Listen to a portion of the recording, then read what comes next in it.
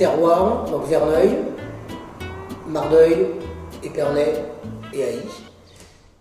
Je suis la 4e génération. Et moi j'ai 43 ans, donc sur l'exploitation depuis une bonne vingtaine d'années maintenant. Le plus compliqué dans une exploitation viticole, c'est la passation de pouvoir entre les parents et les enfants. Parce que les parents ont acquis une expérience, un savoir-faire, qu'ils transmettent plus ou moins à leurs enfants. Et une fois que vous avez arrivé à prendre vos marques, à prendre le meilleur de vos parents et puis à apporter du meilleur de vous, ça roule. Je ne fais pas tourner l'exploitation toute seule. Il y a énormément de monde qui travaille. Et donc on a une organisation, c'est de l'huile. Mon père est au pressoir, gère les arrivées de raisins, et comme c'est un puits de science dans les vignes.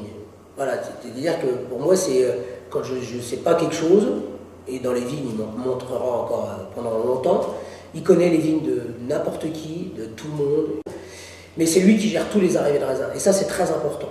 C'est très important parce que ce qui va faire le jus de raisin, c'est tout con, c'est le raisin. Ah si. Et donc, il faut un très bon raisin. Donc, c'est le rosé par macération. Une fois la macération finie, va fermenter en tonneau pour la moitié, et l'autre moitié en cuve. Et là où à chaque fois on a des surprises, c'est qu'on a une production à peu près de 6000 bouteilles de rosé, ce qui donc nous fait faire plusieurs macérations, avec plusieurs vignes et plusieurs types de raisins. Et donc à chaque macération, on a un rendu différent. À chaque fermentation, que ce soit en tonneau ou que ce soit en cuve, on a un rendu différent. Avec chaque vigne, on va avoir un rendu différent. Et donc, sur une même vinification, sur une même année, on va avoir 3 ou 4 résultats différents, qu'on va assembler, bien sûr.